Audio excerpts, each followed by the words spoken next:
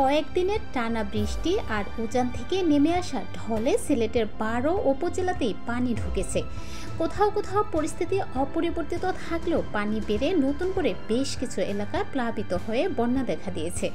জেলা প্রশাসনের সর্বশেষ হিসাব বলছে, জেলায় বন্যাক্রান্ত মানুষের সংখ্যা প্রায় ৭.৫ লাখ।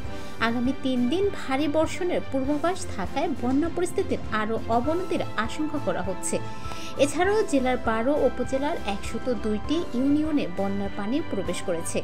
বন্যায় আক্রান্ত জনসংখ্যা ৬,৭৫,৯৩৭। এর মধ্যে নগরের বাসিন্দা ৫০,০০০। জেলায় ১,৩২৩টি গ্রাম প্লাবিত হয়েছে। পরিস্থিতি মোকাবিলায় সিলেট নগরে ৮০টি ও জেলায় ৫৪৭টি আশ্রয়কেন্দ্র চালু করা হয়েছে। এই অবস্থায় ১৭,২৮৫ জন আশ্রয়কেন্দ্রে ঠাঁই নিয়েছেন। বুধবার সকাল ৮:৩০ পর্যন্ত সিলেটে থেমে থেমে ভারী বৃষ্টি পড়েছিল।